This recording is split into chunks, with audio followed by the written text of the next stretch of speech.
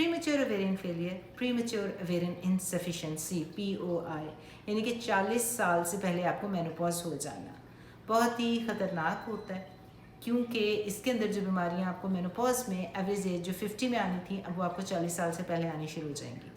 उससे ज़्यादा सैड और ट्रेजिक बात ये होती है कि अगर इन बच्चियों की शादियां नहीं हुई होती तो अब अगर मेनोपॉज 40 साल से पहले हो गया उनको, तो उनका बच्चा भी नहीं पैदा हो सकता है, क्योंकि मेनोपॉज बाय डेफिनेशन आपकी एग्स एंड फॉलिकल्स जिस्म में से ख़त्म हो गए, ओवरी में से।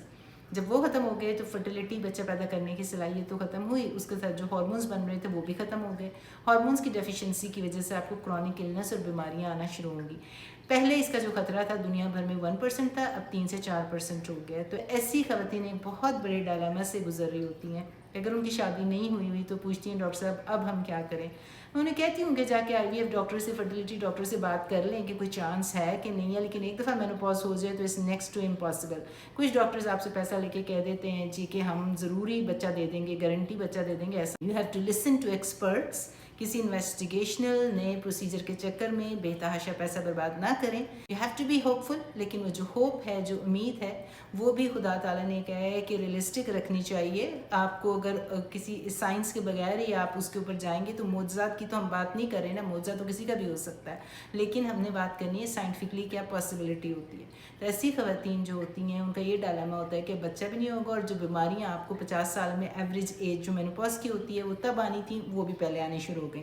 हम हार्मोन्स तो वापस कर देंगे, उनको बायोइडेंटिकल हार्मोन्स, उनकी आने वाली बीमारियां तो रोक देंगे, उनकी क्वालिटी ऑफ लाइफ भी इम्प्रूव कर देंगे, लेकिन उनकी फर्टिलिटी वापस करना बहुत मुश्किल होता है। एक बात मैं ज़रूर ऐसी ख़वातीन को बताती हूँ जो मैरिड होती हैं, उनकी बेटियाँ होती हैं या भांजियाँ सिस्टर्स होती हैं, और उनको प्रीमेच्योर ओवेरियन फेलियर हो जाए 40 साल से पहले, कि उन्हें ज़रूर ये बात अपनी सिस्टर्स को, अपनी बेटियों को बता देनी चाहिए कि they are on a biological clock, और इस तरह की बीमारी, इस तरह का इशू जो है हमारी फैमिली में रन करता है, क्योंकि फैमिली और जेनेटिक्स काफ़ी मैटर करती हैं।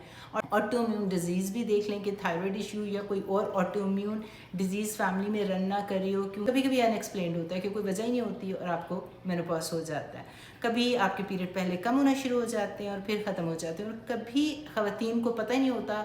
एक साल ऐसा आता है जिसमें उनके पीरियड ही नहीं आते, और उनको पता चलता है जब वो जाके टेस्टिंग कराती हैं कि उनका FSH जो है वो स्काई रॉकेट हुआ हुआ है और एस्ट्राडोल कम हुआ हुआ है, यानी कि उनका जो डायग्नोसिस है प्रीमेच्योर ओवेरियन फेलियर का, डॉक्टर उनको दे देते हैं। इसकी वजह से जो थोड़ा सा नॉलेज होता है हार्मोनल हेल्थ का, अपनी ज़िंदगी के बारे में जानना ख़वातीन के लिए बहुत ज़रूरी होता है, क्योंकि वो बायोलॉजिकल क्लॉक पे भी होती हैं और उन्होंने अपना रोड मैप उसके मुताबिक बनाना होता है। तो कमिंग टू द पॉइंट, अगर आपकी ये रन करता है फैमिली में, तो आपको थोड़ा सा बाकी ख़वातीन से ज़्यादा केयरफुल होना चाहिए।